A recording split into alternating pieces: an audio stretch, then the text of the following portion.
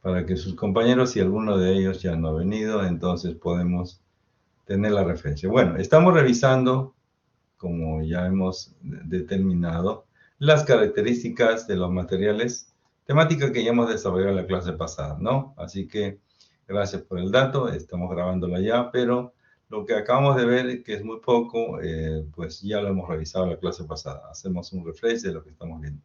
Bien, no olvidar también de que las características del uso en cuanto a nomenclatura debe llevar a ustedes a reconocer que las varillas están en función de una designación numérica que parte del número 2, 3, 4, 5, 6, 7, 8. Normalmente es lo que usamos nosotros. Y esta compensación numérica, al dividir entre 8, se convierte en un diámetro conocido. 1/4 pulgada, 3 octavos, media, 5 octavos, 3 cuartos y 1 pulgada. Estos a su vez tienen una característica de un diámetro que observando corresponde a un diámetro nominal y un área nominal. ¿Por qué? Porque en realidad el acero no es una barra lisa, es un elemento corrugado. Por lo tanto, no es posible determinar el área, ¿no es cierto?, con una expresión tan clásica como pi por el radio al cuadrado, ¿ya? Eso no es posible. O sea, si es que usted hace esa relación pi por el radio al cuadrado, no le va a dar el área 0,71, por ejemplo, en 3 octavos. Haga la prueba y va a ver usted que no es así. Entonces, ¿qué es lo que tenemos que hacer? Tomar esta información como referencia básica, ya que esta información recibimos de los fabricantes de acero, ¿ya? Para tenerlo siempre presente y no tomar en cuenta un criterio simplemente de desarrollo geométrico. Bien, también habíamos trabajado sobre el acero en cuanto a su capacidad y su relación de esfuerzo de formación, algo que es muy conocido. En cuanto a la característica del confinamiento, ¿no es cierto?, que plantea J.B. Mander, hemos reconocido que el F'C confinado es mayor que el F'C de laboratorio, es decir, el ensayo de las probetas clásicas, ¿no? ¿Por qué razón? Porque lógicamente el acero no confinado, que son las probetas, no tienen una armadura de acero. Esa armadura, que implica una canastilla con barras verticales en el caso de una columna con sus estribos, genera una composición interna, la cual está prácticamente enclaustrado. Es decir, el concreto interno tiene una mayor capacidad respecto a la capacidad axial o de corte, porque el F'C no confinado se le debe agregar una compresión radial uniforme alrededor de la misma o una presión lateral de confinamiento, lo cual implica entonces que el F'C confinado, o sea, el real, en la vida real, es mayor que el F'C no confinado, que es la de laboratorio, ¿no? Si alguien desea investigar un poquito más, habrá que buscar la referencia de J.B. Mandel, quien hace el trabajo de investigación. Para nosotros, el criterio es suficiente con entender que el concreto, ¿no es cierto?, dentro de un elemento como una columna, clásicamente, es mucho mayor resistente que el concreto que se desarrolla en laboratorio para una prueba a los 28 días. La razón, ya lo pueden entender aquí, básicamente porque tenemos un confinamiento. ¿De acuerdo? Muy bien. Estábamos revisando ya la clase pasada el diseño por resistencia y servicio, y antes de ello teníamos que reconocer que hubo previamente diseños por diseño elástico, diseño de la rotura. Sin embargo, la norma nos actualiza y nos permite reconocer que lo más apropiado es el planteamiento del diseño por resistencia, la cual plantea dos mecanismos para garantizar el diseño. Uno es la amplificación de las cargas en servicio, ¿está bien? Y el otro es la reducción de la resistencia teórica, ¿sí? Es decir, vamos a ver precisamente esto en lo que significaría la norma, es decir, la norma peruana, que nos va a determinar las consideraciones finales, ¿ya? Bien, vamos a irnos un momentito entonces a la norma y lo podemos revisar de la siguiente manera. En el capítulo número 9 de la norma peruana 060, lo que vamos a encontrar, ya me pasé, un segundito nada más, acá está. Ahí está, fíjese lo que tenemos aquí. Vamos a ampliarlo un poquito más para que lo veamos claramente. Ahí está, ¿no es cierto? En el capítulo número 9 nos habla sobre requisitos de resistencia, o sea, diseño por resistencia y servicio. Fíjese que en este caso son dos parámetros, o sea, dos elementos de diseño. Uno es el diseño por resistencia y de modo no alternativo, sino de modo obligatorio, porque este es un conectivo conjuntivo, o sea, es decir, y significa que obligatoriamente tiene que hacerse por resistencia y por servicio, lo cual implica dos consideraciones. El primero de ellos está contemplado en función de que la capacidad nominal minorada, que la capacidad nominal. La capacidad nominal es la capacidad intrínseca de la sección, por ejemplo, a flexión, a carga axial, eso ya lo veremos probablemente en la próxima clase, y esto afectado por un factor de minoración. Ese factor de minoración es un factor menor que la unidad, es decir, que la capacidad de la sección en términos de una fuerza interna, llámese momento, cortante o carga axial, minorada, es decir, afectado por un valor menor, ¿cierto? Eso significa que ese producto por lo menos tiene que ser igual, o sea, mayor, igual dice acá, pero por lo menos tiene que ser igual a qué cosa, a las cargas amplificadas, ¿de acuerdo? Las cargas amplificadas. Ese es el criterio entonces por resistencia. Y eso está debidamente estipulado aquí, fíjense, en la parte 1 nos habla sobre los criterios de la resistencia. Por lo tanto, la resistencia requerida, que es la resistencia última o carga amplificada, tiene que tomar en cuenta, ¿no es cierto?, las características mínimas de las cargas que llamamos nosotros combinaciones de carga. Aquí podemos observar que la primera combinación sería 1.4 de la carga muerta más 1.7 de la carga viva. Esta es la primera ecuación. La segunda que podríamos tomar es la carga de viento. Sin embargo, las cargas de viento en el país no son muy incidentales, o sea, no tienen un valor bastante importante, por decirlo de una manera. Claro, si tuviéramos digamos, el recurso de algún mapa eólico que nos indique que en algún sitio donde estemos trabajando o desarrollando un proyecto, pues sea importante, habrá que añadir estos coeficientes, ¿de acuerdo?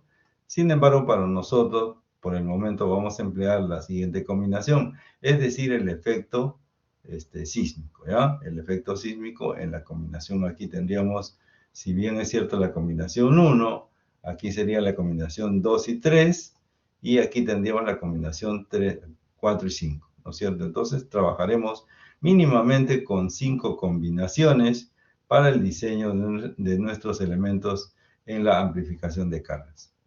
Sin embargo, como habíamos dicho anteriormente, el diseño implica diseño por resistencia y por servicio. Muy bien, entonces aquí tenemos la parte primera que habla sobre los requisitos de las amplificaciones de carga, ¿no es cierto? Y también los valores de minoración. Los valores de minoración se encuentran aquí, miren, ¿ve?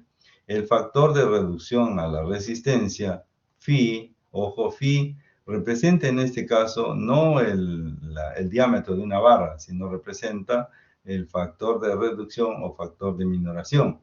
Según lo especificado en los casos anteriores, podemos considerar que para flexión sin carga axial utilizaremos phi igual a 0.9.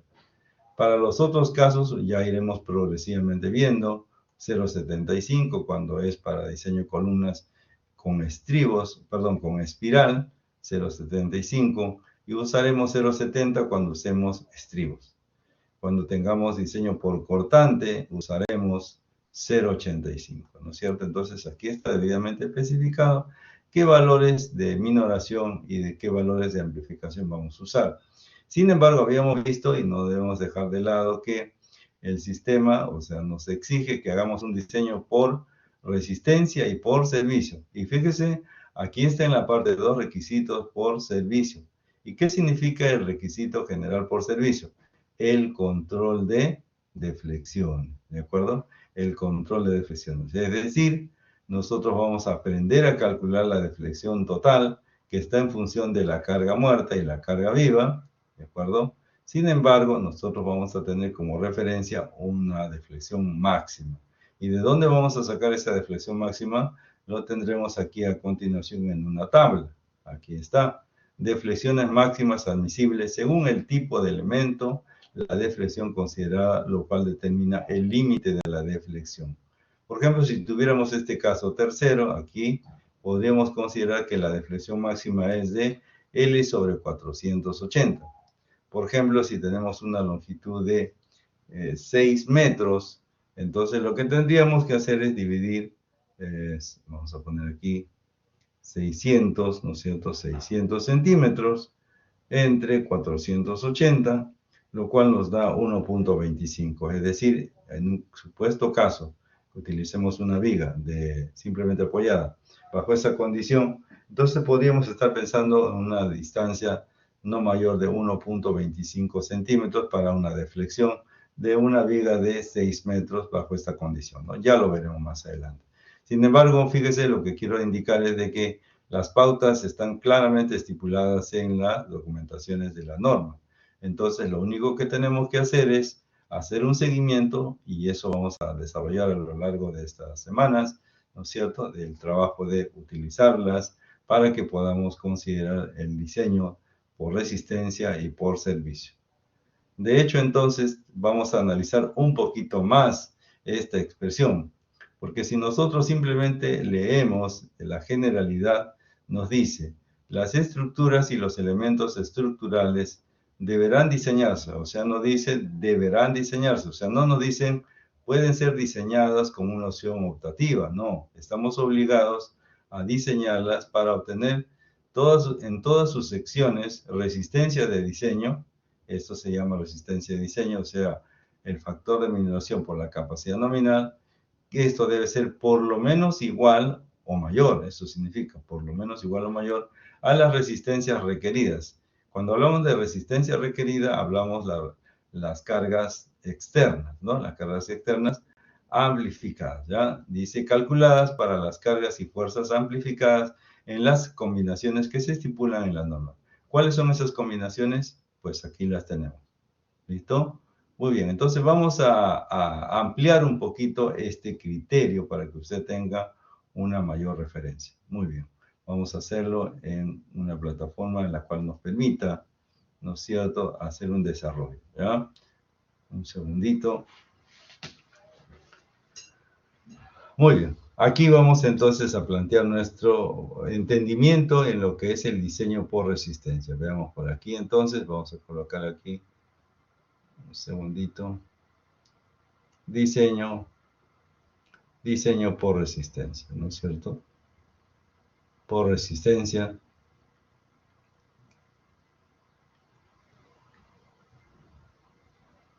Y servicio. Así, entonces subrayo resistencia y servicio, dado que nosotros lo que vamos a ver aquí, ¿no es cierto?, es la capacidad a la cual está sometido. La capacidad, ¿ya? La capacidad del elemento. Y en este caso lo que vamos a ver aquí es control de deflexiones, ¿cierto? Control de deflexiones, ¿ya?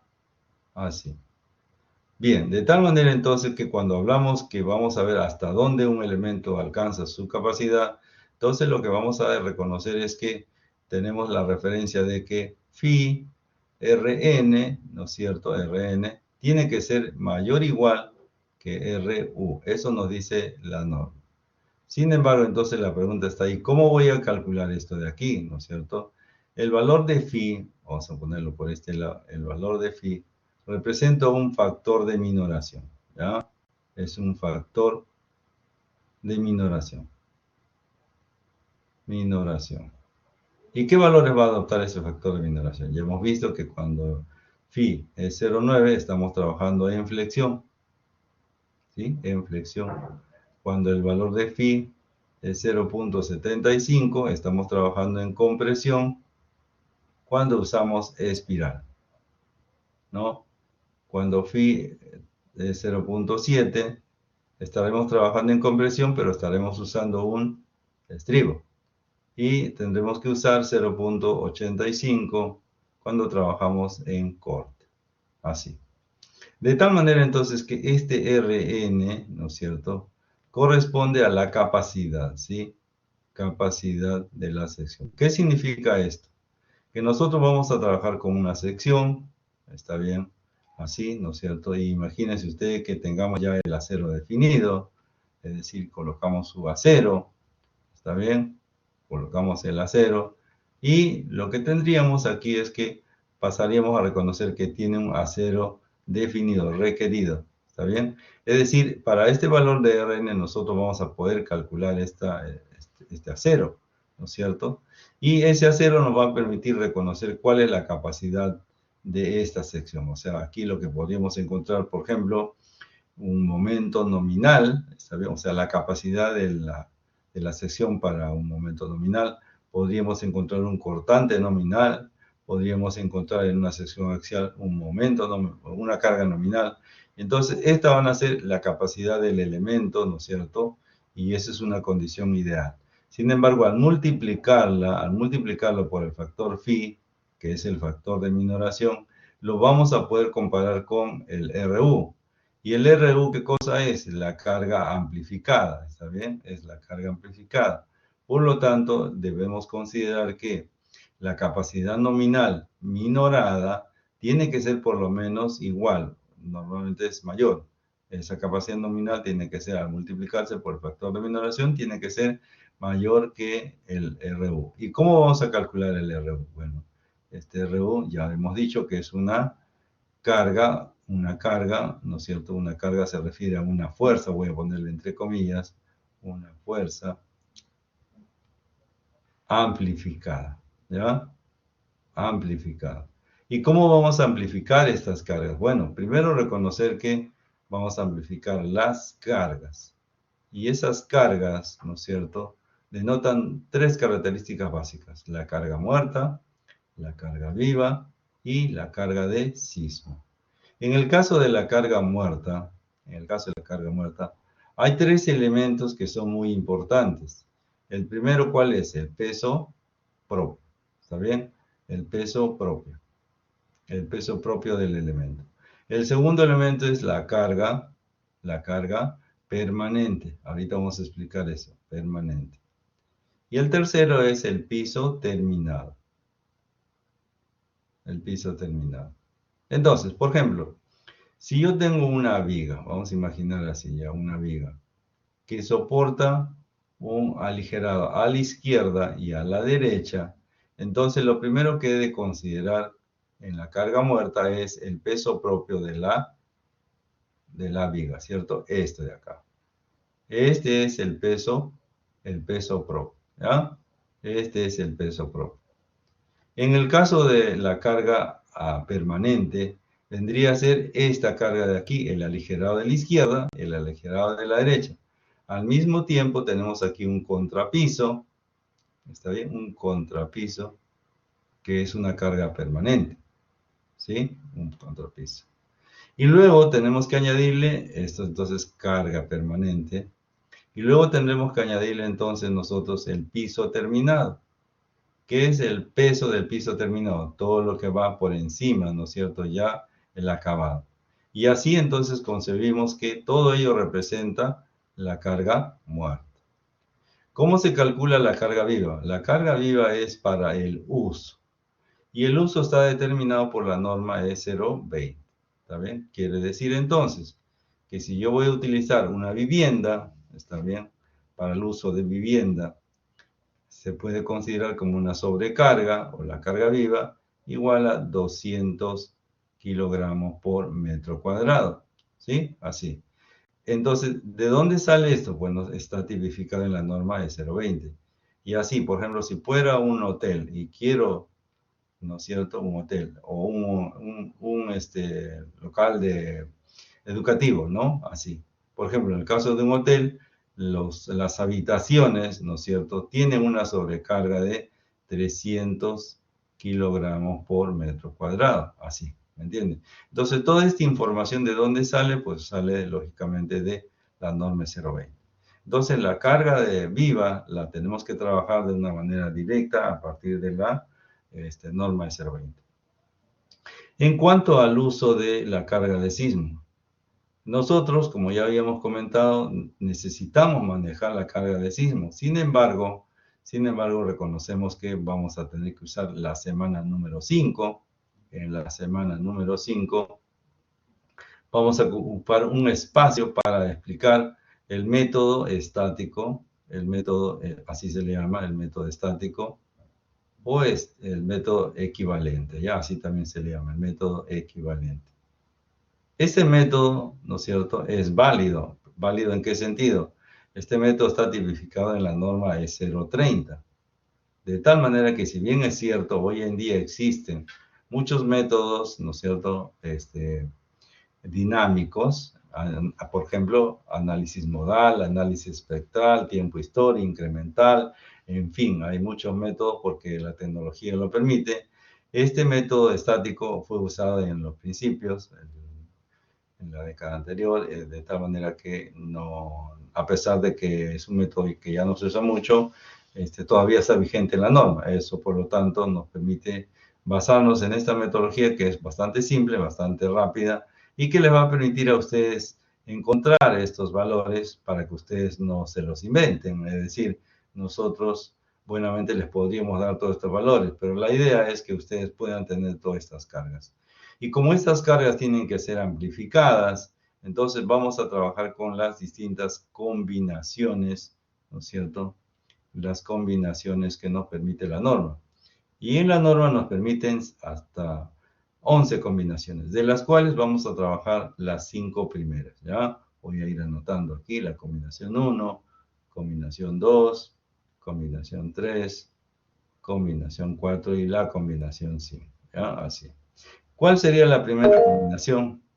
A ver, veamos, tenemos una consulta, creo que la podemos atender. Se lo digo ahí nomás para que no cambie de opinión. Tenía la duda de que, no sé si le escuché bien, que vamos a trabajar solamente con lo que es el sismo estático. El método se llama método estático o método equivalente, así se llama, ¿ya? Así es la terminología. No significa que sea un análisis estático, no, es solamente el nombre, por si acaso, ¿ya? La diferencia está en que es una metodología bastante simple y solo aplicable a sistemas aporticados. Si tenemos placas, ya tenemos que utilizar otros criterios. Por lo tanto, como ustedes no han llevado el curso de sismo resistencia, entonces nos vamos a dar un espacio para explicar ese método y eso le va a permitir encontrar los diagramas de momento flector para sismo, los cuales se utilizarán en el trabajo final, ¿ya? Esa es la explicación. Ok, perfecto.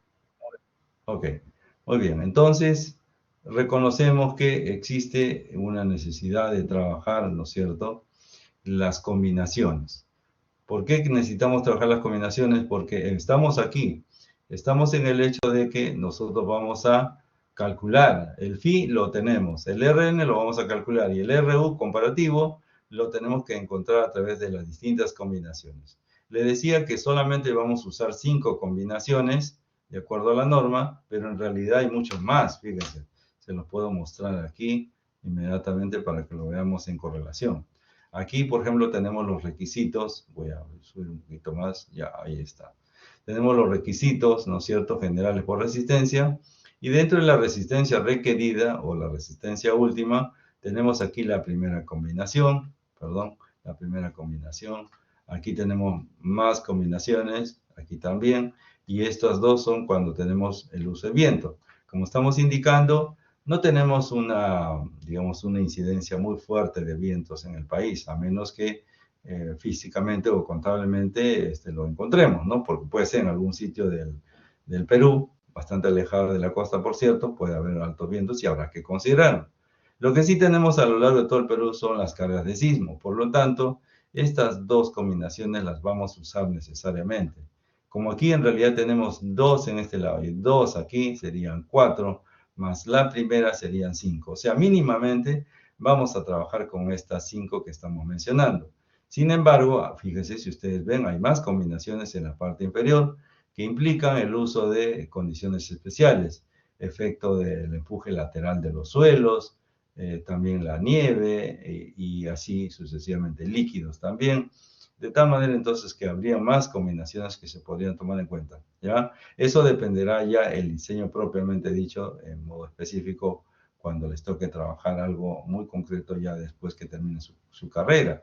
En este caso vamos a anotar solamente las 5 combinaciones. Primera combinación, 2 y 3 y 4 y 5. Con esas combinaciones vamos a trabajar este ciclo. Más no le podemos pedir tampoco porque ustedes, como vuelvo a repetir, si no han llevado el curso de sismo resistencia, realmente estamos en una limitación. Pero la intención es de que ustedes puedan tener la oportunidad de calcular sus cargas de sismo a través del método que se llama el método estático, así se le llama, pero no es carga estática, por si acaso. Ya vamos a verlo. O también llamado método equivalente, que está vigente en la norma 030 y obviamente por eso lo utilizamos, ¿ya?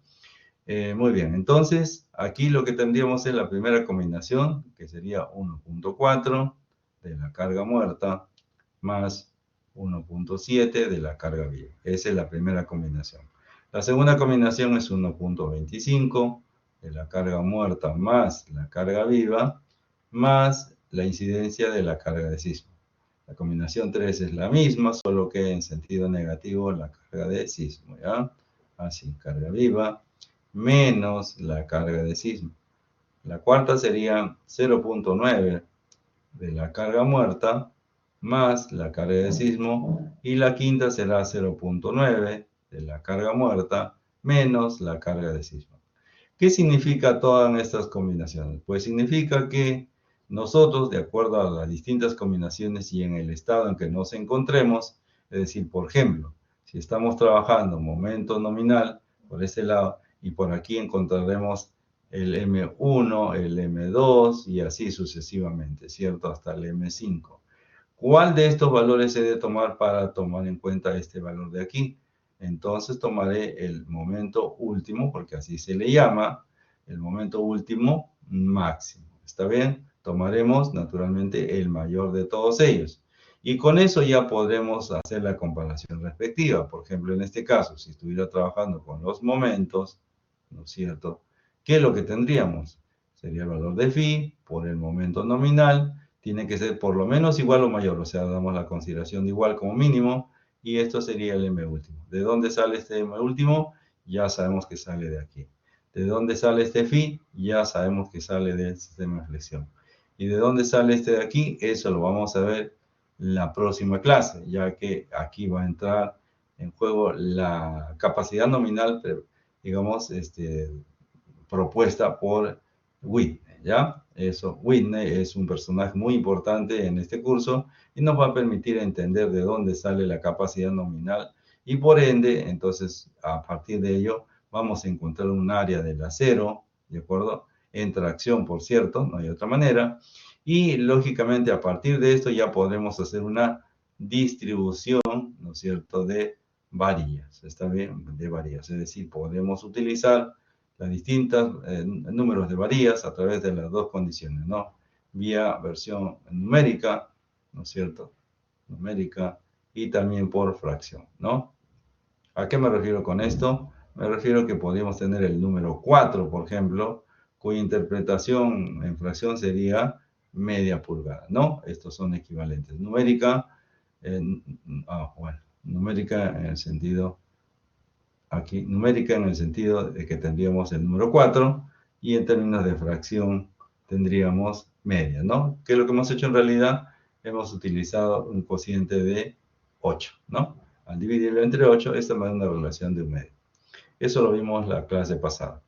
Bien, entonces, este desarrollo corresponde al diseño por resistencia, ¿no es cierto?, que conlleva al control por resistencia y servicio, que lleva al control de la capacidad y también al control de deflexiones. Como ya aquí vimos, el delta total de, digamos, de la deflexión tiene que ser menor o igual a la deformación máxima permitida también, ¿no? Eso es diseño por resistencia. Bien, no sé si tenemos alguna inquietud, alguna pregunta. Estamos nosotros un poquito nutriendo, si se puede decir así, a esta expresión que aparece en forma fría, sin mayor explicación. Sin embargo, esto representa el requisito por diseño por resistencia y servicio al mismo tiempo. Y claro, hemos, digamos, todo esto que está escrito aquí, lo hemos trasladado para que se pueda entender, ¿no es cierto?, a partir de los elementos que participan y cómo participan y qué estamos buscando, ¿ya? Muy bien. A ver si me regalan una, ¿cómo le llaman? Una chapita verde, ¿cierto?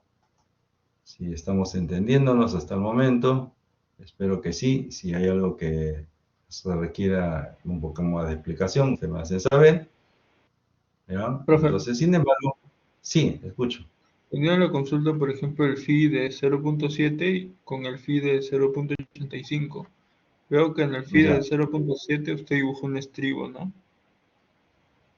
Sí, correcto, así es. En el caso de flexión es 0.9 y ya vamos a ver que no solamente hay que usar esto, sino que hay que demostrar, ¿ya? Eso lo voy a ver precisamente en un momentito. Sin embargo, en el caso del uso de, digamos, para flexocompresión, se utiliza 0.75 cuando tenemos espirales, ¿no? Y 0.70 cuando tenemos estribos. Y por corte esto es 0.85. ¿Y dónde está eso? Eso se encuentra aquí, miren, lo voy a mostrar para que lo tengamos en cuenta. Aquí está. En cuanto a el capítulo 9, inciso 321, nos dice que el factor de reducción phi, ¿está bien? O sea, esto es el factor de minoración, será en flexión sin carga 0.9. Aquí está, ¿ya? De ahí lo hemos sacado. Cuando tenemos nosotros, aquí voy a irme de frente a la B, elementos, ¿no es cierto?, con refuerzo en espiral, aquí está, con refuerzos en espiral, será usado un valor de phi 0.75. En otros elementos, es decir, cuando no es espiral, ¿no es cierto?, cuando tenemos otros elementos. ¿Y cuáles son los otros elementos? No tenemos otra cosa que los estribos. Entonces, por eso es que cuando tengo en estribos, voy a usar 0.70, ¿ya? Así, eso lo haremos cuando veamos flexocompresión o diseño de columnas. Cuando usamos en cortante y torsión también, pero más vamos a incidir en cortante, el valor de minoración será 0.85. Fíjese que hay más cosas que analizar, pero nos vamos a quedar con eso porque eso es lo que nos pide la norma y también este curso, ¿ya? Así, a ver, veamos. A ver, tenemos una consulta por aquí. Oh, perdón.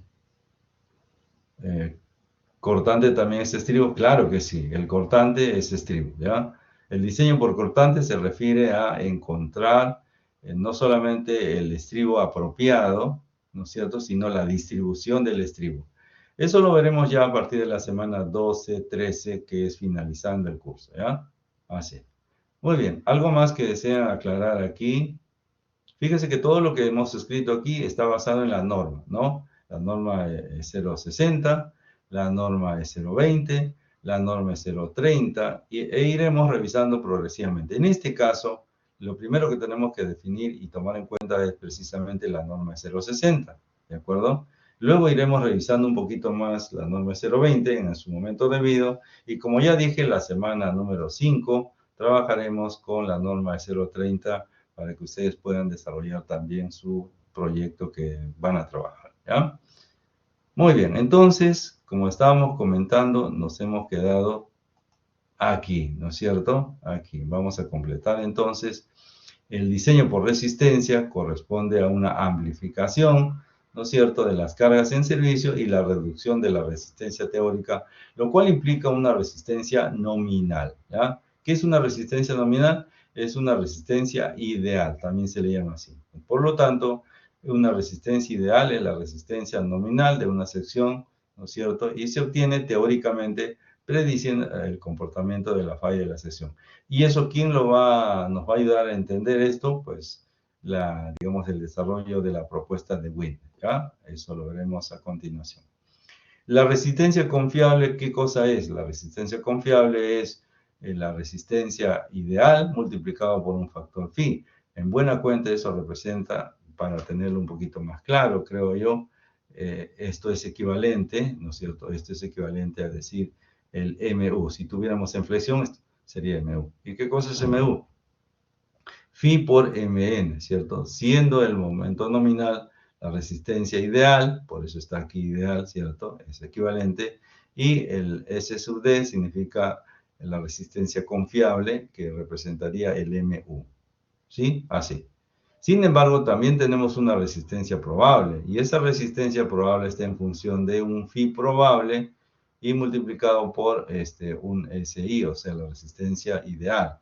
Sin embargo, este phi de P representa un valor mayor que la unidad y está fundamentada en dos aspectos. El primero referido al concreto y el segundo referido al área de la selva.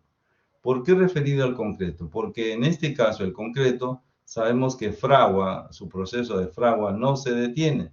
¿no es cierto?, no se detiene en el tiempo, ¿ya? Por lo tanto, un elemento puede tener, digamos, un F'C hasta los 28 días, que eso puede variar cuando ya ha sido entregado a obra y sigue protegido y podría tener un valor mucho mayor, ¿no es cierto? Por ejemplo, un F'C de 210 podría llegar a tener un 20, un 30% más, depende del estado de humedad que existe en el ambiente, y entonces eso nos determina que este factor phi amplificaría, ¿no es cierto?, por efecto de concreto.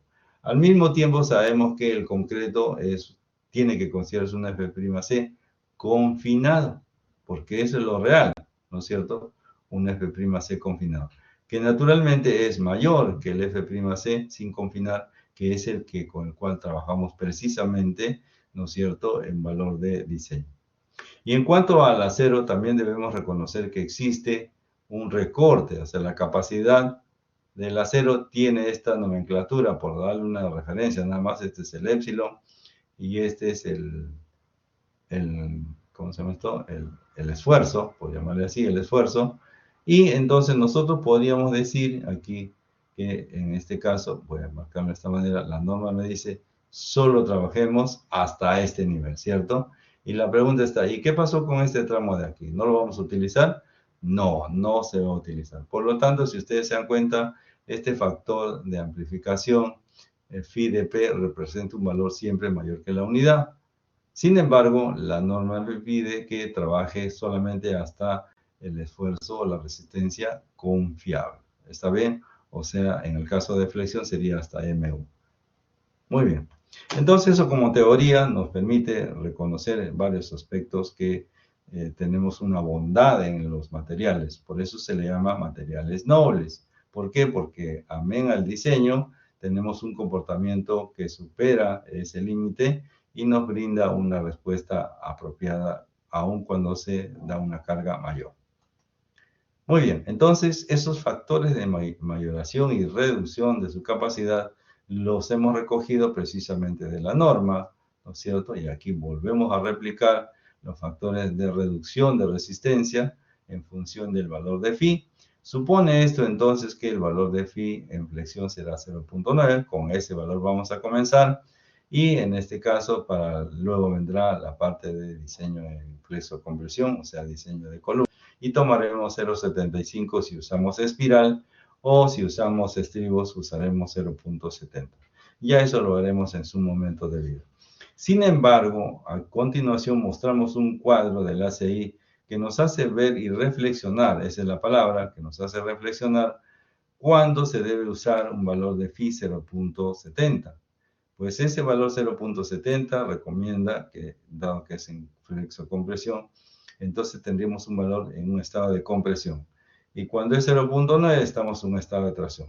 Quiere decir que hay un instante de transición entre 0.7 y 0.9 en el cual la sección pasa de compresión a tracción. ¿De acuerdo? Y esa relación no es simplemente una cuestión cualitativa, sino podemos trabajarla en forma cuantitativa. ¿Qué significa esto? Que existen parámetros de deformación unitaria en la zona de tracción que nos permite reconocer si estamos en flexión o estamos en compresión o estamos en transición. ¿Cómo vamos a verificar eso? Bueno, encontrando el epsilon sub t. ¿Y qué cosa es el epsilon sub t? Es la deformada, ¿no es cierto? La deformación unitaria en la barra de tracción que vendría a ser la ubicación del acero. Por ejemplo, para que tengamos una idea, si yo tengo una sección, voy a ponerlo por aquí, permíteme un segundo, vamos a poner un color un poquito más oscuro. Si tengo una sección, así, ¿no es cierto? Estoy mirando la barra en una sección. Y entonces voy a colocar aquí la barra de acero en la parte inferior, así, ¿está bien? Así, ¿no es cierto? Entonces, lo que corresponde es lo siguiente. Si yo tengo un estado de esfuerzos, aquí tendré en compresión, ¿no es cierto? Aquí recuerda si usted tiene un momento en este sentido, aquí tendré compresión y aquí en la parte inferior tendré tracción. ¿Está bien? Así. Sin embargo, ojo, sin embargo, nosotros podríamos considerar que la deformada, en función ya de deformaciones unitarias del concreto, está en la parte superior, es lo máximo que soportaría, y esto va a ser un valor de 0.003. Eso ya lo vamos a ver un poquito más adelante. Entonces, aquí donde se encuentra el acero, tenemos una deformación unitaria del acero en tracción, ¿de acuerdo? Entonces, en función de este parámetro, de este valor, nosotros vamos a poder encontrar que estamos en la zona de compresión o estamos en la zona de tracción, lo cual implica flexión, ¿ya? Aquí está, tracción, sinónimo de flexión. Por lo tanto, cuando hagamos el diseño, hagamos los ejemplos, me refiero a diseño, ya en la próxima clase, y encontremos, ¿no es cierto?, el área del acero, vamos a suponer como punto de partida que el valor de phi o de minoración es 0.9. Pero luego tendremos que verificar que el epsilon sub t que hemos encontrado aquí tiene que ser mayor o igual que ¿quién? Que este valor. Tiene que ser mayor o igual que 0.051. Entonces, repito, cuando hagamos el diseño de flexión, nosotros primero suponemos, ¿no es cierto? Suponemos que el valor de phi es 0.9. ¿Está bien? Sí. Con eso trabajamos. Una vez que encontremos el área del acero, entonces me pregunto, ¿cumple con este criterio? Y entonces, ¿qué tenemos en esta parte final? Tengo que verificar, ¿ya? Vamos a verificar que la deformación unitaria en la zona de tracción del acero es mayor o igual que 0.0051. Si cumple, quiere decir entonces que lo que habíamos asumido aquí, lo que estamos suponiendo, es correcto y estamos en flexión. Así que este cuadro nos va a permitir trabajar precisamente esa verificación. Ahora nos preguntamos, ¿de dónde sale este primer valor epsilon sub t igual a 0.0021? Lo mismo nos preguntaríamos cuál es y de dónde sale este valor límite. Bueno, en el caso primero, podríamos utilizar nuestro curso de mecánica de materiales, ¿no es cierto?, para identificar este primer valor. ¿Por qué? Porque si ustedes recordarán, el acero tiene esta característica, ya lo han visto muchas veces, lo hemos planteado también en clase, en el cual en el eje tenemos la deformación unitaria, en el eje vertical tenemos el esfuerzo, ¿está bien? El límite de proporcionalidad aquí, el FI, es igual a 4200. Por lo tanto, aquí puedo reconocer que esta pendiente, que le llamamos E, ¿no es cierto?, que es la tangente del ángulo alfa, esto representa el cateto opuesto. Este cateto opuesto, si consideramos toda esta altura, sería el FI, y en la parte inferior que tenemos el cateto adyacente sería el epsilon. Entonces, fíjese, si usted toma estos dos elementos de los extremos, podríamos despejar epsilon. Y este epsilon sería FI sobre E de ¿quién? El E, el módulo de elasticidad del acero. ¿Y cuánto es el FI? El FI es 4200 kilogramos por centímetro cuadrado. ¿Cuál es el valor de EDS? 2 por 10 a la sexta. Estos datos los hemos trabajado en la clase pasada. Si usted hace ese cociente, ¿qué es lo que va a encontrar? 0.0021, ¿de acuerdo? Esto corresponde entonces al epsilon sub t, que es la deformación unitaria del acero en la zona de tracción. Y entonces usted acaba de mostrar con esto que ese valor de punto de partida es 0.0021. ¿De acuerdo? Entonces quiere decir entonces cuando nos encontramos en este rango, estamos en compresión. Ahora, ¿de dónde sale el 0.0051? Pues es muy simple en realidad, porque si nosotros a este epsilon sub t le agregamos la deformada del concreto, que es 0.003, aquí lo tenemos, en la parte ya se los había comentado, esa es la deformación unitaria del concreto, esto nos va a dar como resultado un nuevo límite, y este límite será 0.051. Y que a partir de ese valor en adelante, ¿no es cierto?, porque este valor está aquí, ¿ya?, en adelante garantiza que el elemento precisamente se encuentre en flexión. Y dado que nosotros partimos de una suposición, o sea, suponemos que es así, entonces la verificación cae por su propio peso, ya que es una necesidad, ¿ya? Pero no se preocupen, esto de aquí lo vamos a trabajar nuevamente y lo vamos a desarrollar. Simplemente aquí, este es un parámetro teórico para que usted lo tome en cuenta y en el momento debido lo pueda revisar, ¿no? Como esta versión se está grabando, entonces vamos a recordar esto en su momento, cómo verificar este proceso.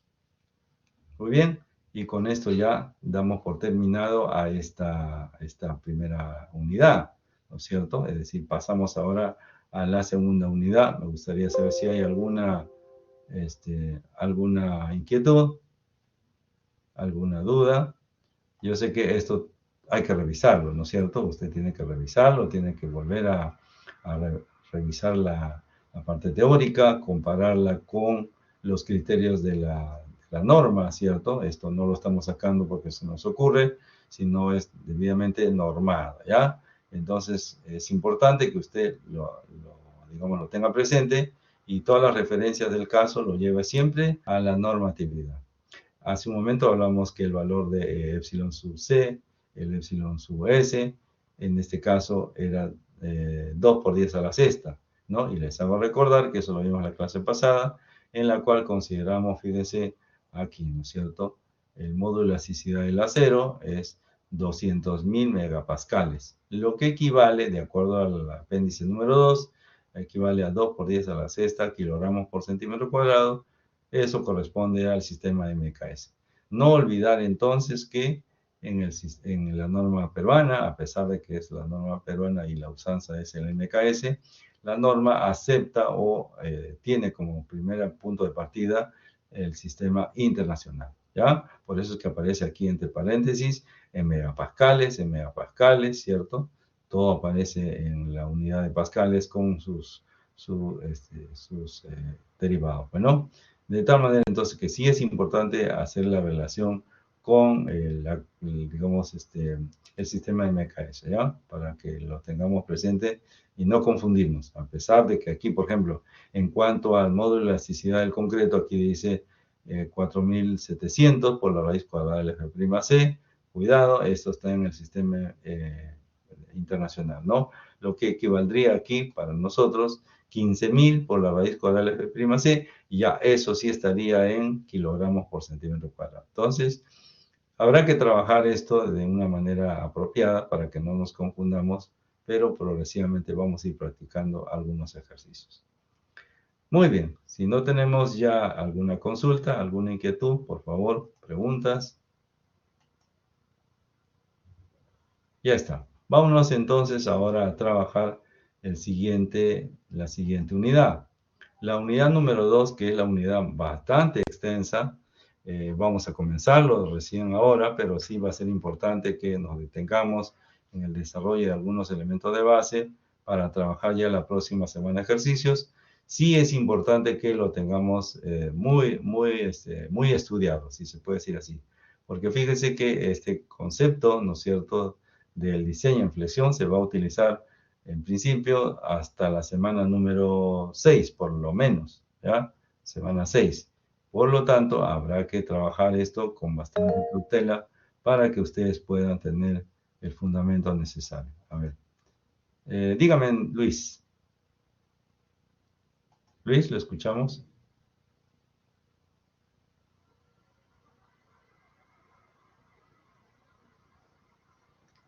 A ver, parece que fue una equivocación. No hay ningún problema. Entonces, antes de comenzar esta temática que nos corresponde, la unidad número 2, ¿está bien? Vamos a pasar lista porque ya se nos pasó el tiempo. El delegado no me ha dicho nada, Clever. Tiene que avisarme a la media hora a más tardar, ¿ya? Pero para que no se nos quede este punto, porque tenemos que hacer el listado de todas maneras, vamos a pasar lista, ¿de acuerdo? Ajá, no se preocupe. Vamos a...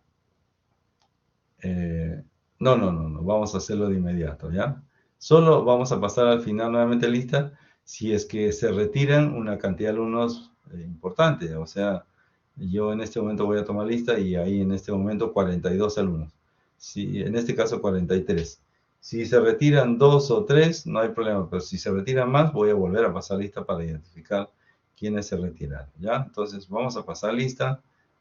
Permítame un ratito ingresar al sistema, ¿de acuerdo? Sí, por supuesto. Tiene este momento para que sus compañeros les escuchen, por favor. Claro, está bien. Vamos a subirlo, no se preocupe, la diapositiva, vamos a subirlo. Sí, está bien. Permítame un segundo entonces. Vamos a hacer esa mención en un momentito, por favor. Primero pasamos lista para que no nos sorprenda el tiempo y después nos falte tiempo para ello, ¿ya? Un segundito nada más.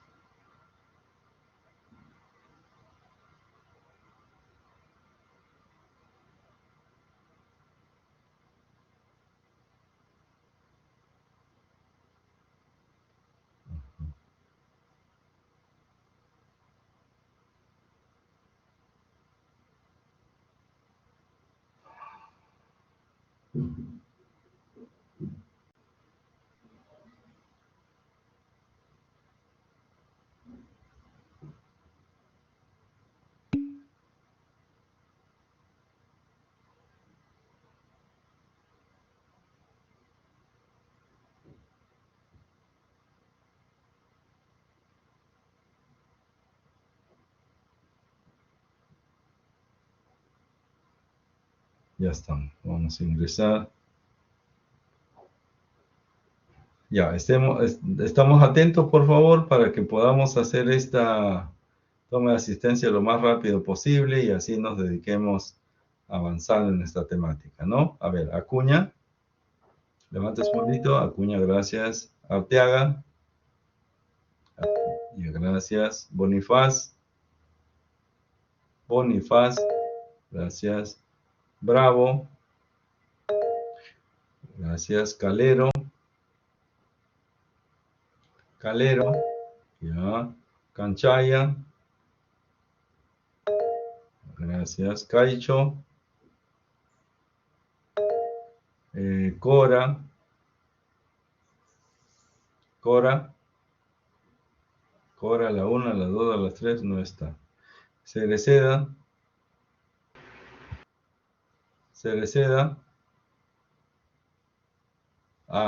Caicho, ya está. Ya, Cora no está, Cereceda tampoco. Cervera, ya, gracias. Céspedes,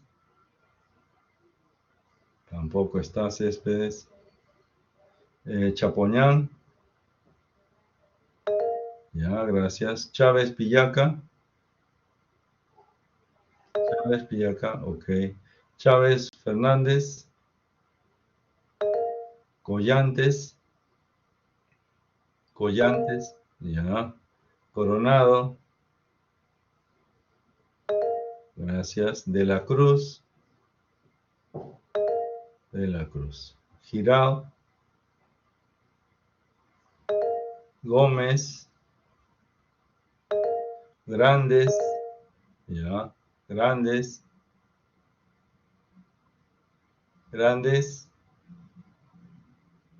no está Grandes. Ah, sí está. Ah, ok, correcto. Gutiérrez,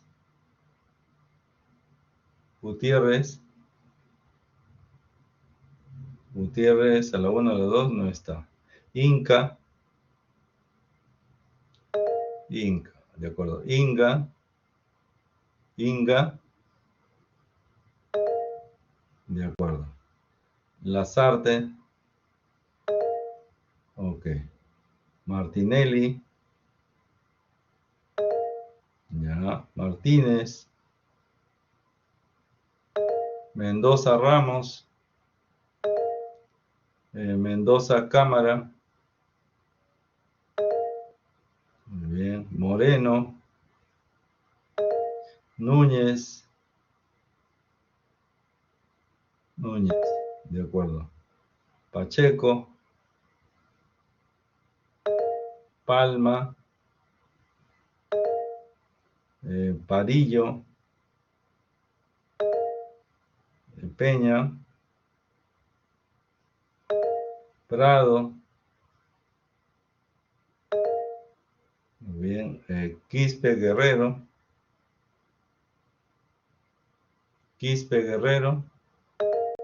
ya. Quispe Guevara, Quispe Yachi, Ríos, Rodríguez, Segovia, Segovia. Segovia a la 1, Segovia a las 2. No está. Sobrado. Sobrado. Ya, gracias. Toro. Toro. Gracias. Uzcate. Uzcate. Ya. Y Yupanqui. Yupanqui, de acuerdo. Grandes tiene problemas de conexión. Voy a revisar aquí. Grandes. ¿Dónde está? Sí está asistente. Tengo supuestamente 40 alumnos, pero yo veo 43 en pantalla. Voy a repetir los alumnos que estoy considerando faltos, ¿ya? Cora, si está ahí, por favor reaccione. Cora, Cereceda, Céspedes, Gutiérrez y Segovia. ¿Ninguno de ustedes está? Fíjese que se le va a poner falta a pesar de que estén presentes, porque se supone de que hay 40 alumnos presentes, pero yo veo en lista 43. A menos que hayan 3 alumnos que se han infiltrados acá, o se han conectado, pero están pues durmiendo, están viendo un partido, no lo sé. Bien, yo voy a dejar esta lista como está, hay 40, a pesar que hay 43, esto es al revés, nunca había sucedido. Sin embargo, hay que estar atentos, ¿ya? Hay que estar atentos. Bien, voy a dejar la grabación. Estamos. Listo. Profesor, una consulta, Sí, le escucho. pero es respecto a lo que estaba haciendo hace un rato. Respecto a... Ya, antes de eso, el pedido del delegado, ¿no es cierto, Clever? Es que por favor envíen sus grupos a su delegado. ¿Por qué? Porque él me va a enviar el día miércoles, el 27 de la próxima semana, y yo voy a trabajar con esos grupos y el resto de alumnos los voy a colocar en grupos de saldo. Por lo tanto, la idea es que ustedes tengan a bien unirse y enviar esa información a su delegado. Si es que no le envían a tiempo, que eso es el próximo 27 a más tardar, entonces yo le voy a poner en cualquier grupo, ¿ah? Porque necesitamos definir los grupos necesariamente. ¿Cuál es la razón? Termina la Semana Santa, iniciamos la Semana 3 y definitivamente necesitamos que iniciemos el trabajo, ¿ya?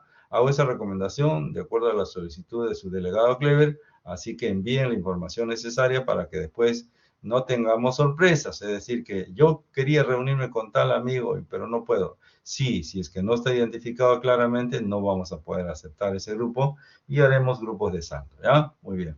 A ver, entonces tenemos una pregunta. ¿Quién estaba solicitando una pregunta? Por favor, puede levantar su manito.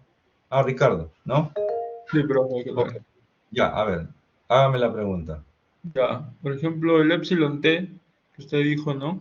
Que salía en base Ya, al S, que es igual a 0.003, ¿no? sí, Usted sí, dijo sí, que sí, sí. usted dijo que eso salía si es que el phi era de 0.9, me Sí, parece. correcto.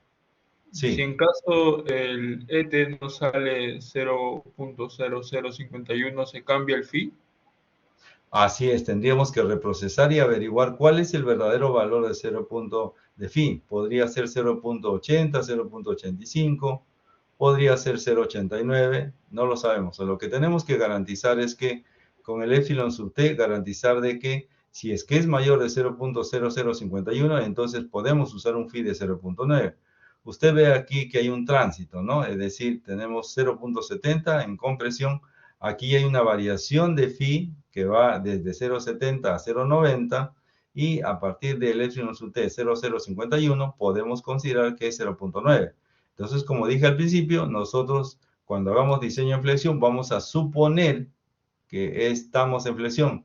¿Qué significa eso? Que voy a utilizar el valor de phi, hallamos el valor del área del acero y tenemos que verificar con el acero requerido, encontramos el epsilon sub t. Una vez que verifiquemos y si el valor de epsilon sub t es mayor que 0.0051, quiere decir que lo que yo he supuesto, phi 0.9, es correcto. Como usted dice, si no alcanzara a hacer un valor mayor o igual que 0.051, habrá que reprocesar y encontrar el verdadero valor de phi, y eso cambiaría nuestra situación. Sí, eso es correcto. Muy bien, espero que eso haya explicado un Y ahora poquito su estaría en pregunta. flexión. Ya no estaría al 100% en flexión, correcto, así es, ¿ya? Así es, eso es correcto. Muy bien, vámonos entonces ahora a la parte, digamos, nuclear, la parte que la verdad que es un poquito más interesante que toda esta parte teórica, pero lógicamente es algo que necesitamos trabajar. Cuando hablamos de los conceptos fundamentales en flexión, vamos a reconocer que necesitamos trabajar nosotros una viga, ¿no es cierto?, en flexión pura. ¿Para qué? Para analizar las condiciones de diseño. Luego vamos a revisar las hipótesis de elementos en flexión. Probablemente hasta ahí lleguemos, ¿no es cierto? Y ya para la próxima clase hablaremos sobre tipos de falla en flexión, análisis de una sección rectangular y, claro, la cuantía balanceada y el acero requerido para trabajar ya netamente ejercicios. Entonces, una de las primeras cosas que nosotros hemos de reconocer es que vamos a trabajar, ¿no es cierto?, el comportamiento de una viga sujeta a flexión pura. ¿Y eso cómo lo vamos a trabajar? Lo vamos a trabajar reconociendo de que necesitamos una viga que para que se cumpla la flexión pura, necesitamos que el cortante sea cero, ¿no es cierto? El cortante sea cero y digamos, el momento flector sea constante, ¿de acuerdo? Así. Entonces utilizaríamos una probeta, por decirlo así, con dos cargas laterales para que se cumpla. Claro, las dos cargas tienen que ser iguales para que se cumpla ese criterio. Sin embargo, esto de aquí lo podemos también visualizar, o sea, me refiero al estado como consecuencia de, ¿no es cierto? Es decir, yo tengo esto para analizar el diseño en flexión pura. Sin embargo, lo que vamos a observar nosotros a lo largo de este proceso, cuando cargamos una viga, vamos a considerar y vamos a observar tres estados. El estado elástico no agrietado, el estado elástico agrietado y el estado de rotura.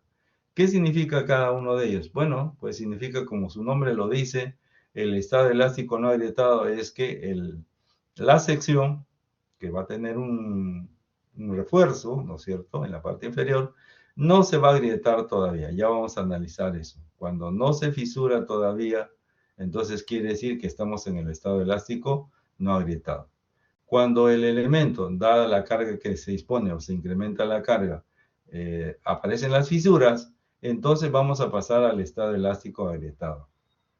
Si seguimos incrementando las cargas, ¿no es cierto? Y hacemos que este elemento no solo se fisure, sino que el área del acero trabaje en tensión y alcance un FS cercano al FI o mayor que el FI, entonces quiere decir que el acero está trabajando al 100% y entonces vamos a tener un límite. ¿Cuándo es ese límite? Cuando el acero se fractura, o sea, falla por ductilidad y eso implica el estado de rotura.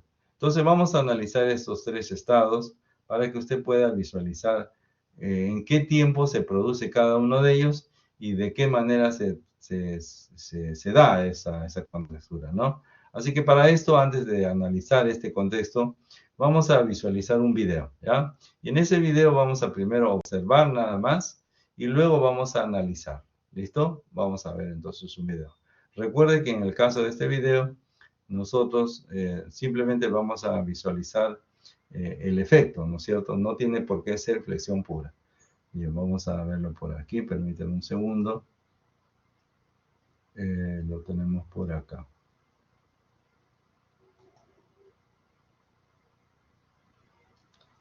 Un segundito, esto está por aquí.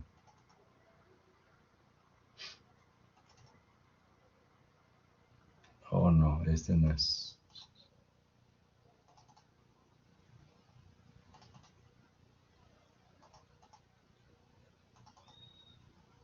Ya está. ¿Y dónde está este señor? Aquí. Acá está. Muy bien, vamos a ver este video, ¿ya?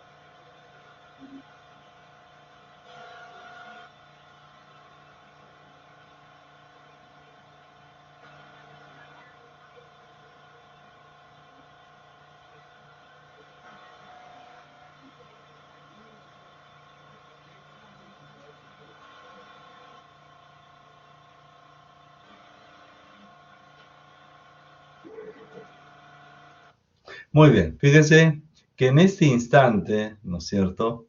Esta viga prácticamente ya falló porque no solamente se ha retirado el concreto de la parte inferior donde estoy señalando, sino ustedes observan una deflexión bastante importante. Si usted trazara una línea horizontal desde este punto de apoyo a la izquierda hacia la derecha, prácticamente estaríamos hablando por lo menos un tercio de la altura, ¿no es cierto? Un tercio de la altura de esta vigueta que ha sido deflexionada. Fíjese, vuelvo a reiterar, si usted traza una línea aquí, ¿no es cierto? Hacia el siguiente apoyo, por lo menos es un tercio, está como se ha doblegado, ¿no es cierto? Esa elástica y el material, a pesar de que ya se desmembró una parte, sigue siendo estable, estable entre comillas, porque en realidad ya falló, ¿no es cierto? Entonces, fíjese la nobleza de este material en conjunción, es decir, el concreto, que tiene una alta capacidad de la compresión, y el acero, que también tiene una alta capacidad de la tracción. Entonces, esa es la razón por la cual se considera como un material bastante efectivo, bastante útil. Repito, a pesar de que se ha fisurado, a pesar que se ha desprendido parte del concreto, no colapsa, es decir, tiene una deflexión muy fuerte y entonces eso permite lo que llamamos nosotros un diseño dúctil. ¿Qué diseño dúctil? Es un diseño en el cual a nosotros como seres humanos nos va a permitir tomar una decisión. Imagínese usted que estuviera debajo usted de esta viga, entonces aún tiene una carga, digamos, permanente y una carga incidental, ¿no es cierto? Usted va a ver las fracturas, las fisuras y va a tomar una decisión y puede salir con toda tranquilidad de esa edificación antes de que este elemento colapse, de tal manera que le da facilidades para tomar una decisión. Por el contrario, si tuviéramos un diseño frágil, esto ya hubiera caído muy rápidamente y no hubiera dado tiempo para que usted tome una decisión. De tal manera que el diseño por resistencia y servicio debe garantizar un diseño de esta manera, un diseño en el cual el estado elástico agrietado, que es el que vamos a identificar, tenga un tiempo bastante prolongado. ¿De acuerdo? Muy bien, vamos a regresar nuevamente el video para analizarlo progresivamente, ¿ya? Permítame un segundo. Entonces vamos a ver este ensayo. Bien, aquí, fíjese, aquí tenemos la viga, ¿no es cierto? O sea, la carga está todavía por iniciarse en este punto. Identificamos que este modelo tiene un par de ganchos, ¿no es cierto? Esta es una viga suficientemente grande que no la puede cargar un par de hombres. Es decir, no es una viga de madera como lo han visto en el caso del laboratorio de mecánica de materiales. Esta es una probeta bastante grande, entonces se coloca un par de ganchos como elementos de fijación para colocar un estrobo. Un estrobo no es otra cosa que un cable que va a unir un cable de alta resistencia y esto lo carga digamos, un cargador frontal o un elemento que pueda izar este elemento, o sea, levantar de donde se encuentra en su ubicación de laboratorio y llevarlo a la zona de ejecución, es decir, a probarlo. Entonces, una vez que lo instala y lo coloca allí, ya puede colocársele un pistón de carga variable. Este pistón que se acerca aquí y toca la parte central, entonces se inyecta fluidos, ¿no es cierto?, aceites, y genera una presión, una diferencia de presión. Por lo tanto, entonces lo que estamos observando aquí es una carga que va desde cero y va a ir incrementándose hasta que la viga esta falle. Entonces, como ustedes observarán, en este instante, 4 segundos, aquí hay un contador a la izquierda, aquí dice 4. 4 segundos, hace contacto y vamos a ver en qué instante, y esto es bastante rápido, así que vamos a tener cuidado, en qué instante aparecen las primeras fisuras. Las fisuras por flexión van a aparecer en la parte inferior, ¿de acuerdo? Van a aparecer en la parte inferior. Bien, le vamos a dar entonces play. Estamos, repito, iniciando y estamos en el estado elástico no agrietado. ¿Cuándo va a terminar este estado elástico no agrietado? Cuando aparezcan las fisuras. Bien, vamos a ver.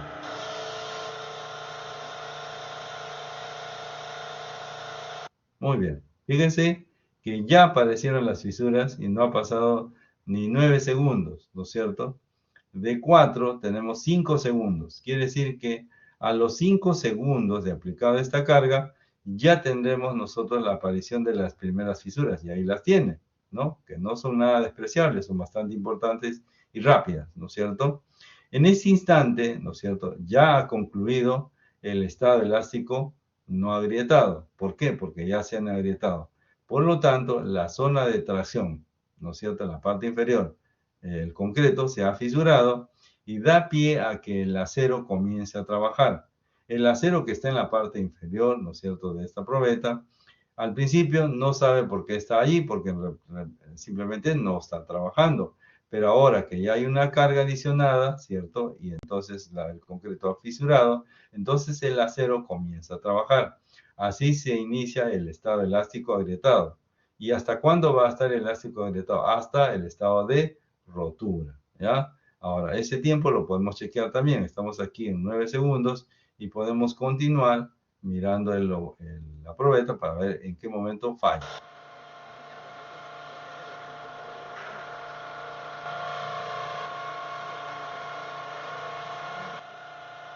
Ya las fisuras son más determinantes. Estamos en el estado elástico agrietado.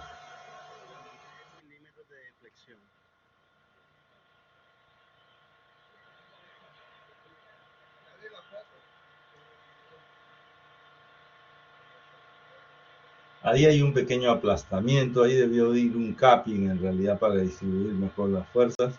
Sin embargo, nos preguntamos, ¿por qué si es que hay fisuras que prácticamente atraviesan el 50% de la sección, por qué no se cae? Pues es muy simple, en realidad, aquí en la parte inferior tenemos una barra de acero, ¿no es cierto?, una o dos, la que hayan colocado de refuerzo, y entonces es precisamente el acero quien está soportando y trabajando y estirándose. Recuerden que en principio el acero, en principio no sabía y no estaba trabajando, es decir, no sabía por qué estaba ahí. Pero una vez que el concreto falla, el acero toma acción, pero estamos en el estado elástico, ¿no es cierto?, donde el Fs es menor que el Fi. Recuerde que estamos en el estado elástico. Y luego va a superar ese valor y pasaremos al estado de rotura. Veamos el video. Hasta el momento no se desprende ninguna parte del concreto de la parte inferior. Quiere decir que todavía permanecemos en el estado elástico agrietado. Cuando se rompa o cuando caiga de un trozo, ya estaremos en el estado de rotura.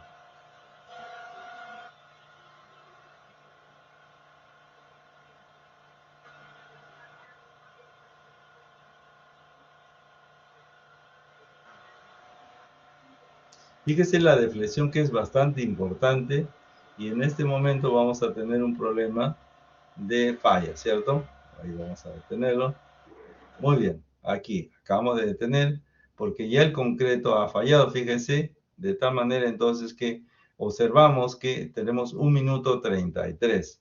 ¿Cuántos segundos teníamos anteriormente? Teníamos 5 segundos, ¿cierto? 5 segundos.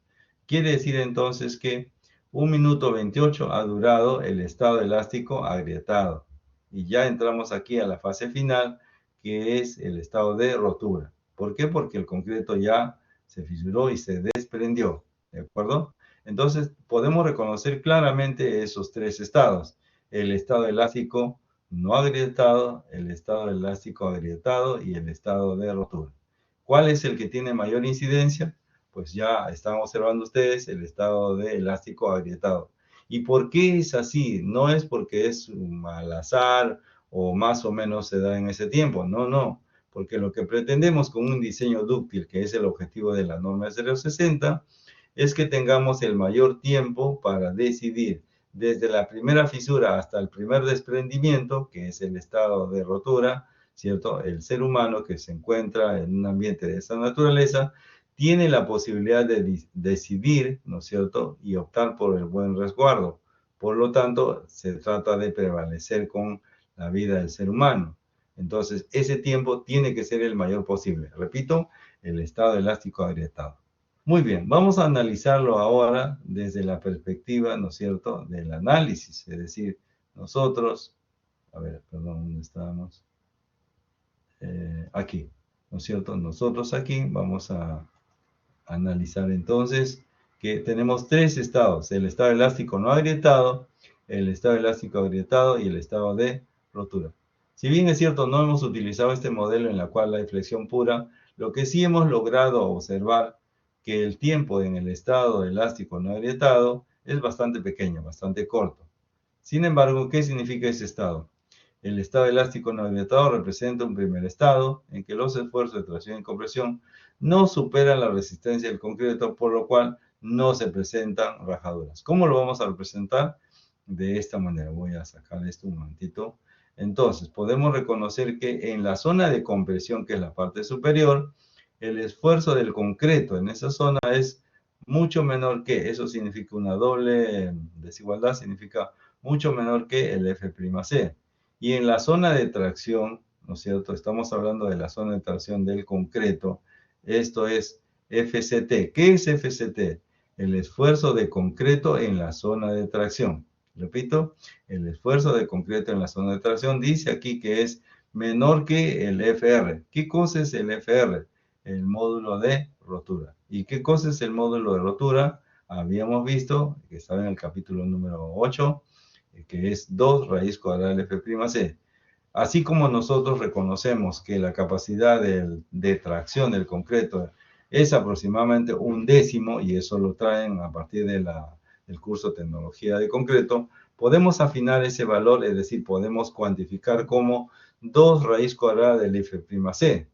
Entonces, el módulo de rotura todavía no ha sido rebasado, es decir, todavía tenemos un valor que es menor que el módulo de rotura. Por lo tanto, si es que es así, todavía podemos reconocer que no hay fisuras.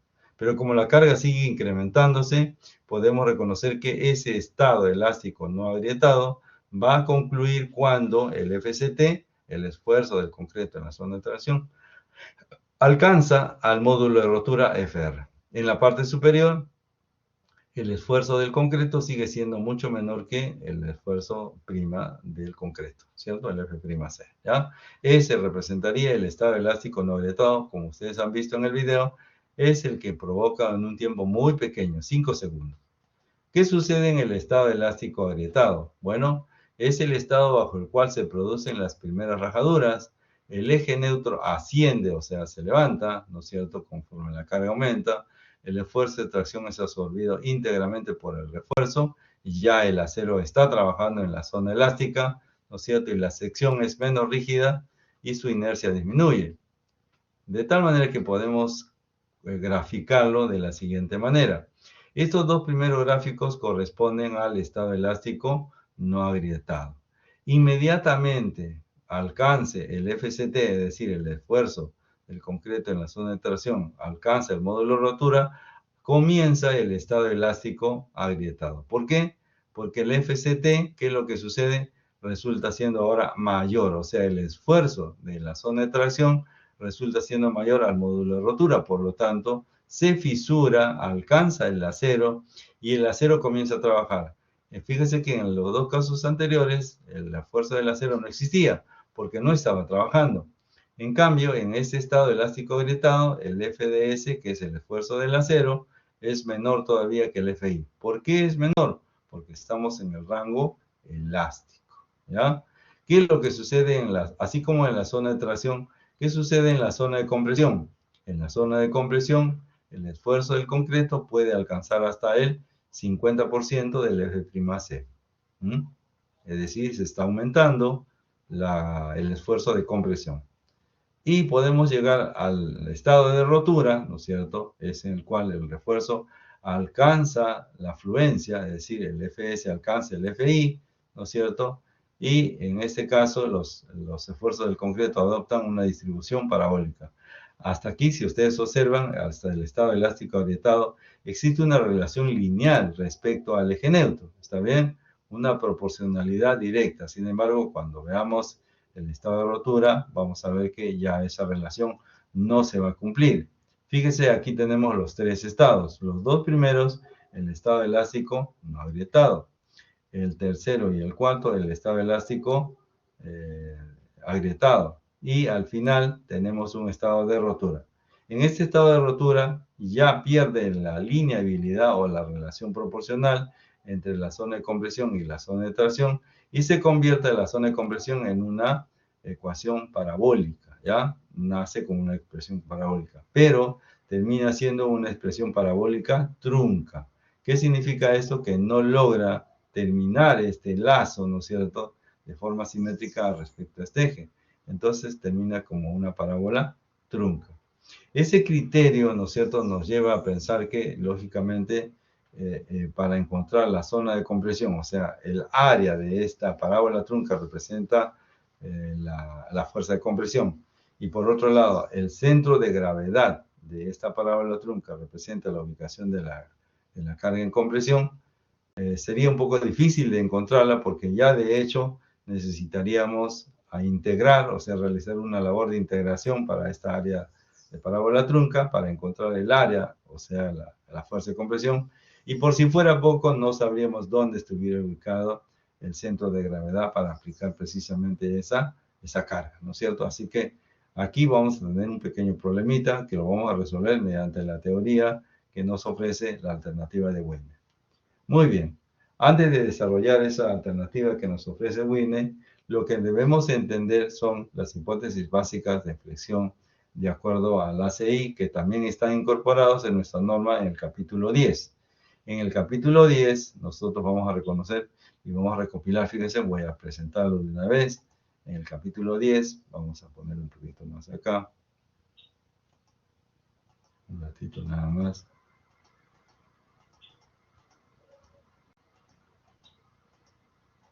Ya, ahí está, fíjense.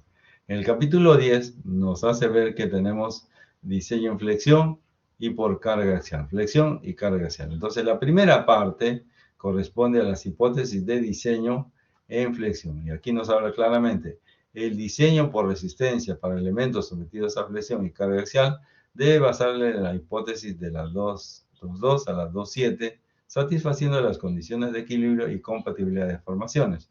Por lo tanto, entonces, para trabajar con la primera parte, que es primero flexión, entonces considera estas, aquí voy a marcar, estas condiciones. ¿Está bien? Así. Estas condiciones. Hasta ahí. Hasta acá. Entonces, debemos revisar estas y para que eso se traduzca en algo más sencillo, pues lo hemos trabajado por este lado, ¿no es cierto? Aquí. Aquí tenemos entonces, y lo vamos a revisar de inmediato, las 5 condiciones que plantea la norma. La primera es que las deformaciones en concreto y refuerzo son directamente proporcionales a su distancia al eje neutro. Y claro, eso ya lo hemos visto, ¿no es cierto?, en el estado elástico no agrietado y en el estado elástico agrietado. Excepto, dice, en vigas de gran peralte, ¿no? ¿Qué son vigas de gran peralte? Aquellas que tienen una relación de deformación mayor a 4 respecto de su altura a la base, ¿no? Entonces, se convierte en unas vigas de gran peralte. Eso no se cumple, ¿ya? Ahí. Pero nuestro trabajo va a ser siempre con vigas, digamos, estándares que cumplen la primera condición. O sea, ¿cuál es la condición? Que exista proporcionalidad entre la zona de tracción y compresión respecto al eje neutro. Segundo punto es que el concreto falla al alcanzar una deformación unitaria última de 0.003. ¿Qué es 0.003? Es la deformación unitaria máxima del concreto. Deformación unitaria, o sea, me estoy refiriendo al epsilon sub c, ¿ya? Epsilon sub c, 0.003. Sin embargo, para concretos normales podría variar, podríamos incrementar, dependiendo ya la dosificación, hasta valores de 0.004. Es decir, podemos trabajar, digamos, y modular la falla, o sea, con la deformación unitaria última, ampliándolas hasta 0.004.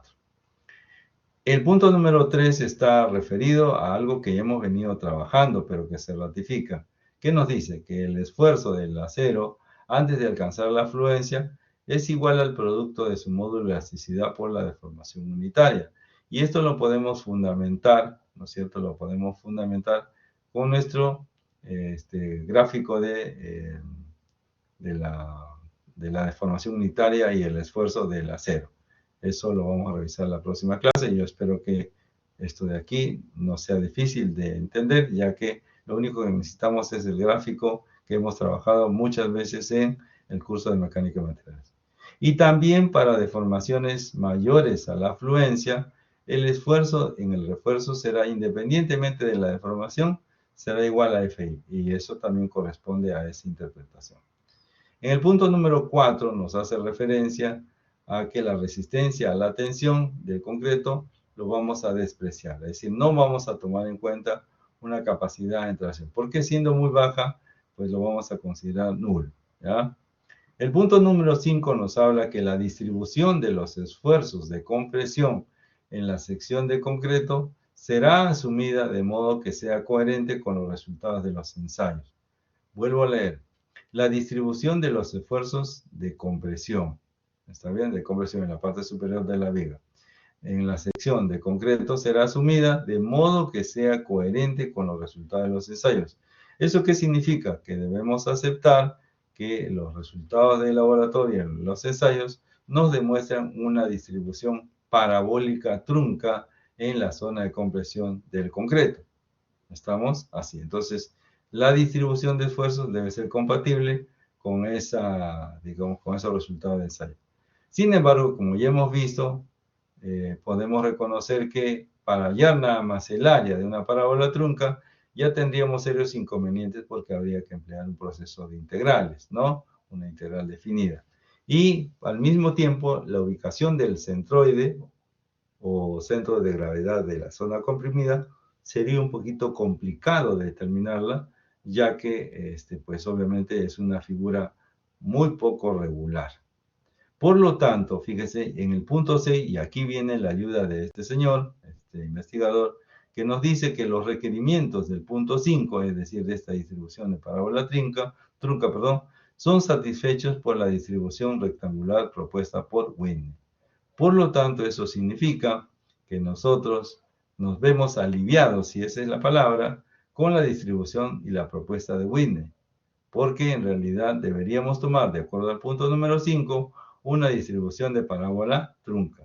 Sin embargo, este señor nos dice que podemos satisfacer todas esas condiciones trabajando con un equivalente, y esa distribución es rectangular. Y claro, la distribución rectangular determina un área, ¿no es cierto?, base por altura y por el espesor, y eso nos daría la carga en compresión. Y el centro de gravedad no sería otra cosa que la mitad de la altura. Quiere decir que sería muy fácil determinar no solamente la fuerza en compresión, sino también la ubicación del centro de gravedad de esa fuerza en compresión. Por lo tanto, la propuesta de Whitney corresponde a una ayuda muy fuerte y lo vamos a ver de inmediato en términos de referencia. Es decir, este es el punto número 5, es decir, los resultados en la zona de compresión tienen que ser coherentes, ¿no es cierto?, con esta distribución. Y esta distribución, a lo más conocemos esta altura trunca, que es 0.85 del F', ¿de acuerdo? Y esta altura de aquí, desde la zona de compresión máxima hasta el eje neutro, representa una distancia C, ¿no es cierto? C minúscula, aquí está. Y entonces lo que vamos a trabajar nosotros es un equivalente. ¿Quién propone este equivalente? Este señor, Whitney, ¿de acuerdo? Y nos propone una reducción de la altura en base a un valor beta 1, cuyo valor se ha de multiplicar a la altura de la zona comprimida al eje neutro, que es C, ¿está bien? Y el ancho mantiene 0.85 del F', ¿no? De este rectángulo. Así, entonces, podemos calcular la zona de compresión, el valor de compresión como un bloque de la zona comprimida. Y en la parte inferior tendremos la tracción en la cual está trabajando precisamente el acero colocado, precisamente porque ya la zona de, digamos, del concreto, al ser despreciable, o sea, no tomarse en cuenta, obviamente hemos de reconocer que ha fallado el concreto y el único que queda es el área del acero. Muy bien, antes de desarrollar todo esto, vamos a fundamentar algo que se nos ha quedado, este de aquí, el punto número 3. Y para que eso sea posible, vamos a dar lectura a esta primera parte, ¿no es cierto? Fíjese que esta primera parte de estas dos frases terminan por acá, ¿no es cierto? Y lo vamos a separar ahí, ¿ya? Así. Nuevamente para que fundamentemos esto. Dice el esfuerzo del acero. ¿Quién es el esfuerzo del acero? Fs, ¿no es cierto? Vuelvo a repetir. El esfuerzo del acero antes de alcanzar la fluencia. Antes de alcanzar la fluencia. Supone esto entonces que si yo tengo, fíjese aquí, el epsilon, ¿no es cierto? Esto tiende a trabajar de esta manera, ¿cierto? Este es el esfuerzo que también puede simbolizarse como F. Entonces, El esfuerzo, voy a poner así, el esfuerzo antes de alcanzar la fluencia, ¿quién es ese? Antes de alcanzar la fluencia es simplemente Fs. Entonces, esto sería Fs, o sea, hasta acá, ¿sí? Fs. Dice que es igual al producto del módulo de elasticidad EDS por la deformación unitaria.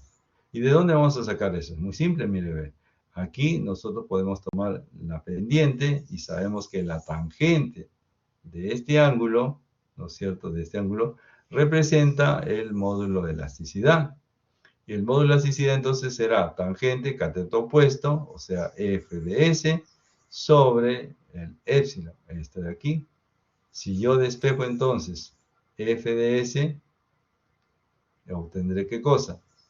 El módulo de elasticidad del acero por la deformada, ¿no es cierto? Así. ¿Y qué es precisamente esto? Vuelvo a repetir. El esfuerzo en el acero antes de alcanzar la fluencia, esto es importante, antes de alcanzar la fluencia, o sea, aquí, en este rango, aquí, entonces, es igual, dice, es igual, aquí está, es igual, ¿no es cierto?, al producto del módulo de elasticidad del acero por su deformación unitaria. Ahí está, ¿no? Pero ya está. ¿Está bien? Entonces ya entendimos esa ajustación, esa hipótesis básica. La segunda parte dice, para deformaciones mayores que la de fluencia, es decir, cuando estamos por acá, voy a ponerlo con otro color para que se note lo que estamos haciendo como alternativa. Cuando estamos aquí, cuando el Fs, ojo, cuando el Fs es mayor que el límite de fluencia, puedo repetir, para aquí, para deformaciones mayores que la de la fluencia, entonces el esfuerzo, o sea, el Fs, en el refuerzo de la barra, o sea, steel, será independientemente de la deformada, tiene que ser igual a Fi, y eso es correcto. ¿Por qué? Voy a hacer por aquí, porque en realidad habíamos dicho que si yo tengo este estado elástico y el estado plástico, ¿no es cierto?, nosotros podemos reconocer que la norma me dice, trabaje usted con el rango elástico y de aquí rango plástico. ¿Y cuál es el límite? Fi. Entonces, el rango elástico ya lo hemos visto hasta acá, ¿no es cierto? Pero cuando encontremos este valor de aquí arriba, cuando Fs es mayor que Fi, ¿qué es lo que se mantiene? Se mantiene que el Fs tiene que ser igual al Fi. Eso es lo que nos dice, tiene que ser igual al Fi independientemente de la deformación, ¿ya? Independientemente de la deformación. Por lo tanto, ya con esto tenemos un poquito más de claridad sobre las hipótesis que hemos de tomar para el desarrollo del diseño flexión. Sin embargo, es importante que usted pueda explicar con sus propias palabras cada una de estas hipótesis. ¿Está bien? Normalmente a veces le pedimos a los alumnos en términos de teoría que no se explique, por ejemplo, el ítem número 3 que acabo de explicar. Puede ser el número 5, el número 6, ¿está bien?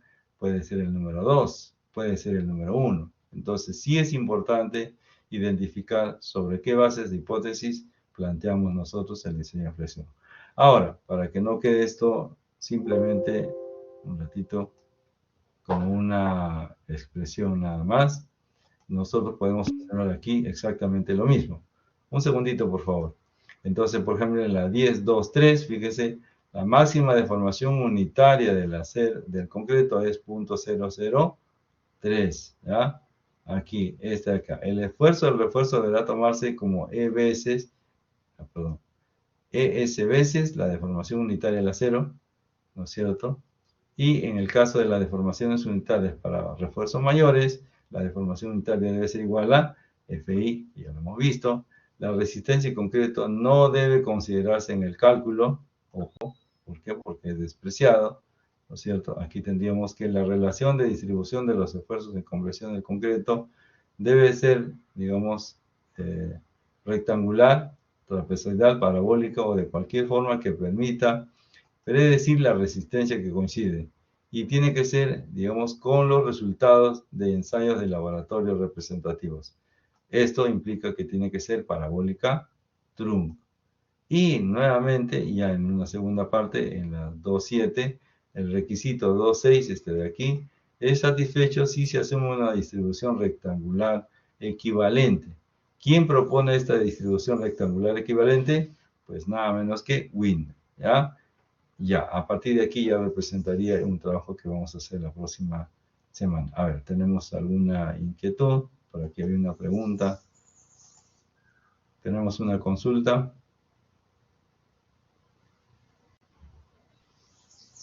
No hay consultas. Muy bien. Entonces, antes de desarrollar ya el proceso de diseño que nos va a tomar un poquito más de tiempo, ¿cierto? Esto de aquí, desarrollar esto ya va a significar por lo menos tranquilamente una media hora, entonces no nos alcanzará y menos para hacer un ejercicio, así que esta temática la vamos a dejar para la próxima sesión, ¿ya? A ver, tenemos una consulta. Ah, en el interno me dice, ya, no hay problema, yo le espero un momentito. Tiene problemas de conexión grandes y bueno, como ya la mayoría está presente, no tengo ningún inconveniente, vamos a ratificar la asistencia. Muy bien, entonces ahí nos vamos a quedar. La próxima semana tendremos clase el día lunes, ¿está bien? Vamos a trabajar solamente las 3 horas. Vamos con buen ritmo, así que yo no creo que haga falta que recuperemos las horas, las 2 horas. Estamos trabajando bien, así que yo creo que podemos hacerlo, trabajar solo 3 horas. En todos mis horarios vamos a trabajar 3 horas, todos los grupos van a trabajar solamente 3 horas para que estemos todos alineados, ¿ya? Muy bien, eso sería todo. No sé si tenemos alguna consulta adicional. Sí, Clever, le escuchamos, por favor, escuchen a su compañero delegado. Sí, ingeniero, buenas tardes y buenas tardes, compañeros. Disculpe, ingeniero, sí, nos pasa que le había inscrito, perdón, al interno. Una parte de la sesión, un compañero me escribió sobre su asistencia, ¿no, ingeniero? Que estaba un poco mencionando de su mascota y que tuvo que salir por ello. Ya, Sí, referente a su asistencia, me dijo el compañero es Gutnel Gutiérrez González. Gutiérrez, ya, permítame un segundo anotarlo. Gutiérrez González. Ya, pero ¿cuál es su problema? ¿Por qué no Sí, menciona responde? que ¿cómo es? Su mascota al parecer estaba mal y tuvo problemas y al parecer como estaba muy mal tuvo que salir. Ya, pero ya, esos son otras condiciones, ¿ah? Ya, de todas maneras, lamentablemente, tenemos que tomar en cuenta de que la asistencia es una cuestión obligatoria, pero por esta vez lo vamos a pasar, pero no, digamos, no podemos tomar en cuenta eso, ¿ya?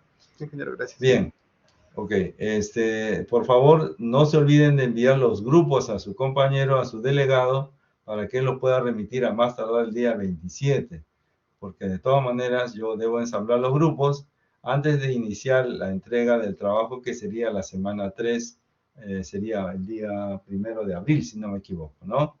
Así que habrá que apurarse y habrá que tener cuidado con los grupos, ¿ya? Ok, jóvenes, buenas tardes a todos. Espero que tengan un buen fin de semana. Nos vemos la próxima semana. Gracias.